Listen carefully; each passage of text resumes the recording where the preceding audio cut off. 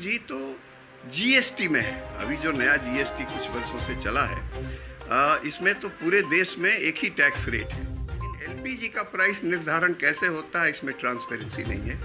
ये जो निर्धारित करते हैं वही लोग जानते हैं। पेट्रोल डीजल के जो दाम हैं वो तो वेबसाइट पे जाइए तो मिल जाता है। बिहार जो सबसे गरीब प्रदेश है, यहाँ अगल बगल के सभी राज्यों से इतना महंगा क्यों मिलता है, ये बात समझने में नहीं आती।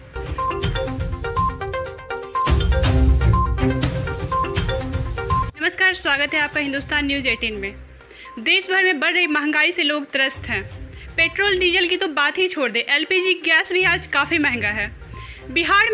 बिहार सरकार ने भले ही उज्ज्वला योजना के तहत लोगों को फ्री में गैस का कनेक्शन दे दिया, लेकिन बिहार में देखें तो डेटा के अनुसार पूरे देश में सबसे ज़्यादा एलपीजी गैस की कीमत बिहार में है। इस सिलसिले में तमाम मुद्दों पर हमारे साथ बातचीत करने के लिए मौजूद हैं राघव शरण पांडे, जो कि पूर्व बीजेपी के विधायक हैं और पूर्व पेट्रोलियम सचिव है। तो आइए उनसे जानते हैं। सर, बहुत बहुत स्वागत है आपका हिंदुस्तान न्यूज़ 18 में। Thank you. देश भर में महंगाई क्यों बढ़ रहा है, क्या कारण है इसका? अब महंगाई के तो बहुत कारण हैं, और आपने पेट्रोल डीजल गैस की ये चर्चा की, तो पेट्रोल डीजल के दाम भी काफ़ी बढ़ गए हैं। 100 के पार तो कभी हुआ नहीं था। इसका भी महंगाई में बहुत बड़ा कंट्रीब्यूशन है। और अभी महंगाई का जो लेवल है वो जो निर्धारित सीमा है 6% की, उससे ज़्यादा रिटेल महंगाई है। और होलसेल प्राइस इंडेक्स तो 13% के आसपास है, जो बहुत चिंता का विषय है।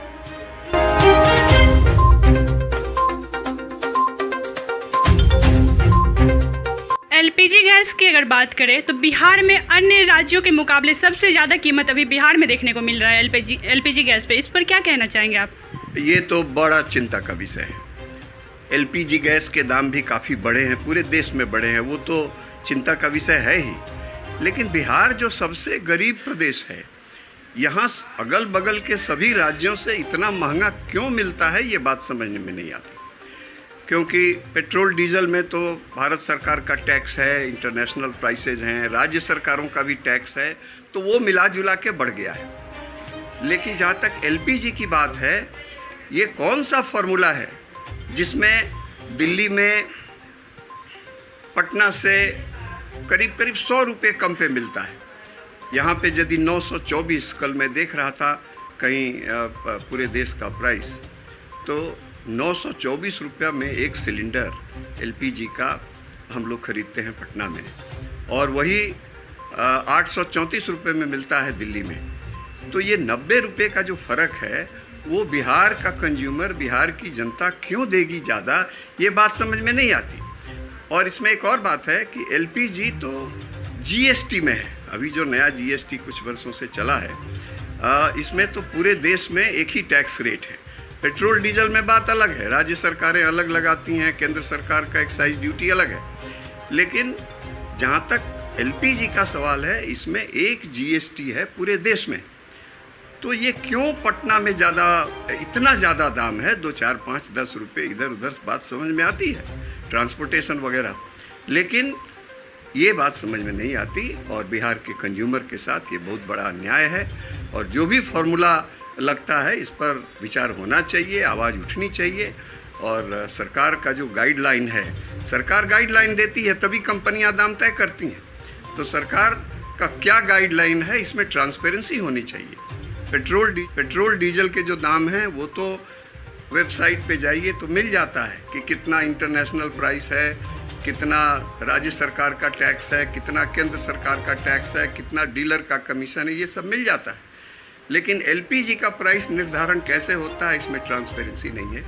ये जो निर्धारित करते हैं वही लोग जानते हैं। लेकिन मिला जुला के बिहार सबसे गरीब राज्य, पर कैपिटा इनकम में सबसे नीचे, और एलपीजी जैसा ईंधन जो हर घर में काम आता है, जो गरीब लोग भी इसका इस्तेमाल करते हैं।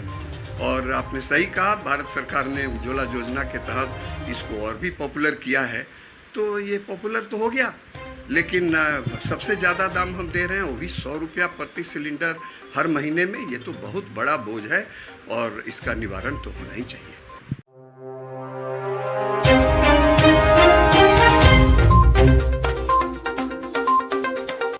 मामले में विपक्ष लगातार सरकार को सवालों के घेरे में ले रही है।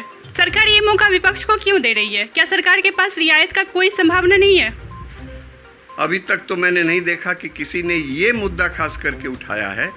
महंगाई का मुद्दा सब उठा रहे हैं, पेट्रोल डीजल की मार जनता पर पड़ रही है, ये सब उठा रहे हैं, लेकिन एलपीजी गैस का दाम बिहार में बाकी प्रदेशों के बनिस्बत बहुत ज़्यादा है, ये मांग तो मैंने नहीं देखी किसी ने उठाई है।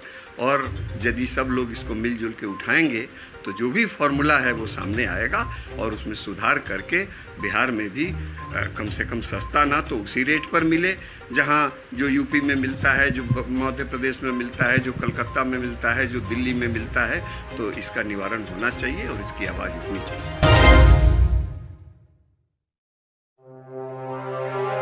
मंत्री नीतीश कुमार का एक बयान आया था, उन्होंने कहा था कि उन्होंने इस ओर कभी ध्यान नहीं दिया।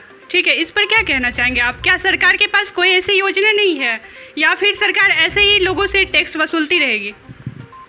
ध्यान तो देना चाहिए। अगर कोई भी जवाबदेह व्यक्ति कहता है कि मैंने ध्यान नहीं दिया तो पता नहीं, ध्यान तो देना ही पड़ेगा।